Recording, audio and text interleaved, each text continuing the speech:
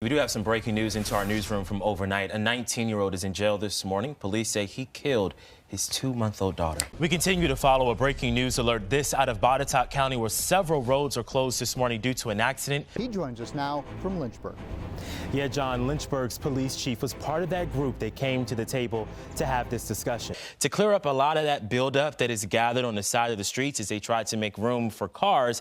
And this was in downtown Roanoke. I talked with officials across our area to find out when everything will get cleared. Despite being caught on camera, burglars continue to hit used car dealerships. The COVID-Wise app here at home pushes contact tracing and testing. This says CDC leaders appear to suggest the opposite. No matter where you are, it's likely you'll be at a safe physical distance from those you don't know. The difference now is you can do it without a mask following the latest CDC guidance. 14 months later, and Governor Ralph Northam and the state's emergency team continues to update us. That headline in a moment, but first, 12 hours of tireless searching by way of door knocking, other measures, and helicopter patrols that many of you heard late into the night. Smash your window out like they did on this car just Monday night, and they'll steal the inspection sticker. We asked, and almost 300, we did, and almost 300 of you responded. Thank you for confirming that. I don't have time to stop and eat. Yeah, but you can eat and go. Eat and go. Eat, go, eat. So argue with the people you're talking to. You get crumbs and all sorts. Scared of it flying at you, but you're not scared to put it in your mouth? Well, because by the time it makes it to my plate, you know, it's been cooked, it's been hopefully seasoned. It's dead. 10 News begins right now with a breaking news alert. That breaking news, an Amber Alert nationwide manhunt for the local girl that was abducted. We'll break down everything we know so far about this case. Plus, as winter weather moves through, we're working for you with live team coverage, letting you know how this storm could impact you. Good Saturday morning. I'm McKinley Strother. We continue with breaking news out of Henry County, where a manhunt is underway. A 12-year-old girl is believed to be in extreme danger this morning after being abducted. Here's what we know so far. Allie Broadway, the girl on your screen, she was last seen around 1:45 yesterday afternoon. Investigators say 21-year-old Caleb Merritt abducted her. Police say the two met on Instagram, and that Merritt, pictured here on your screen, traveled here to the Commonwealth earlier this month and set up a camp in the woods behind Broadway's home and met with her several times. They are believed to be traveling in a 2000 Mercury Grand Marquis. It's light green with Texas registration DMP 2294. Anyone having information is asked to contact the Henry County Sheriff's Office immediately or just simply call 911. We'll continue to follow this developing story when we're not on air. You can check our website, WSLS.com, for the very latest. 6:32, another top story this morning, of course, is that winter weather that's passing through our region. Your local weather authority has been tracking road conditions and snowfall totals. Meteorologist Chris Michaels joins us now. So, Chris, what's the latest? All right, let's turn now to the Hill City, where nearly 2,000 Appalachian Power customers are waking up in the dark this morning. 10 News reporter Lindsay Kennedy is out in our storm chaser and on the ground in Lynchburg. So what are you seeing out there? Were you all hitting any slick spots on your way? All right, Lindsay, be careful out there. Let's check in with our friends in Southside. This is a live look from our VDOT cam in South Boston. Again, same conditions as we look across our area this morning. Those wet roadways, you can see motorists out there taking their time. Just as Lindsay mentioned, there are those slick spots out there, so just give yourself a few extra minutes. As always, when we're not on air, our local weather authority is working for you, tracking the system's every move. Download the free 10 News weather app to get hyper-local alerts sent right to your phone. You don't want us here, that's fine. We'll just take our money elsewhere. Okay. Yeah, well, can I have my money back? No, you're going out the door. Can I have my money back? She's going out the door. Go. She's going out Can the I door. have my money back? I'm telling you. Can I have my money back? Damn door. Get the out of my.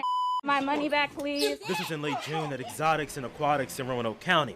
Judea Strong says she was wronged. His mom tries to grab me and throw me out. Don't put your hands on me. Don't touch me. Several people are trying to hold him back like he's absolutely enraged. About to give me my money back. Do that. Get the out of my store.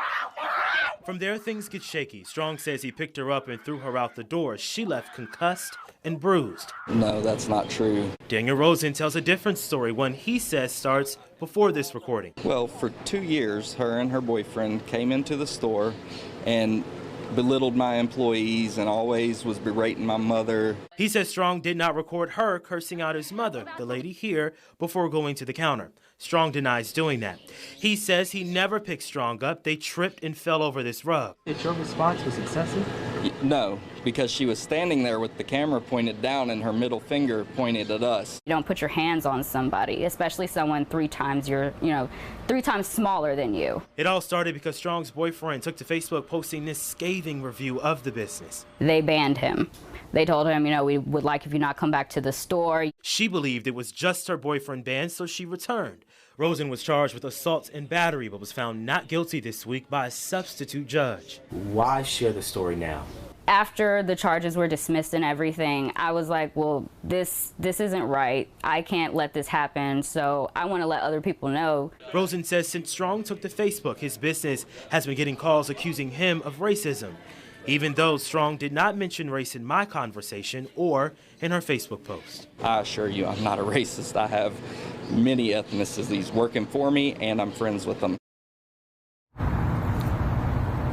Roanoke County Commonwealth's attorney Brian Hollihan sent me this statement. He said in part, quote, "At trial, it was our position that the defendant's use of force was unreasonable and exceeded that which was legally justified under the circumstances.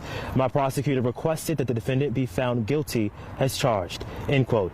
Back out here live, the surveillance footage from inside no longer exists. Even if it did, Rosen said it didn't capture any good vantage point of what played out that day. So all that's left tonight is the 2 opposing tales of what happened in June, and of course that cell phone footage you saw in this story. Police still have not made any arrests. Tonight, 10 News reporter McKinley Strother shows us exclusive video from the moments those shots were fired.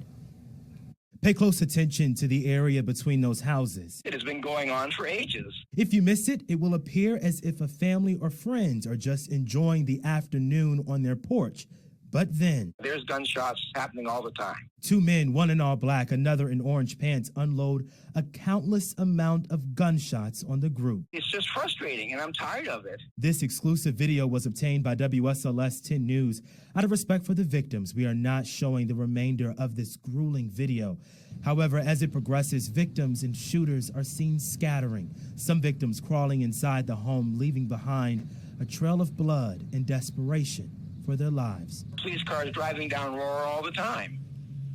It doesn't matter. 4 people in total were shot on Aurora Avenue in southwest Roanoke Wednesday afternoon. So far, no arrests have been made. As far as the victims, their conditions range from non-life-threatening to serious, but tonight, they're all listed in stable condition. I had to spend money to put security cameras so I can give it to the police, because I would hope at least the 2 videos I gave them for the past 2 incidents would have helped them nab whoever's doing it, but it doesn't seem to have done any good. Residents, much like this one you've heard from, are terrified and fed up. More video obtained by our newsroom appears to show another incident at the same home in July. Here you can see the men scatter, running for their lives as this car drives by. 10 News has requested information from police on this incident and others. So far, we've not heard back. Reporting, I'm McKinley Strother, 10 News, working for you.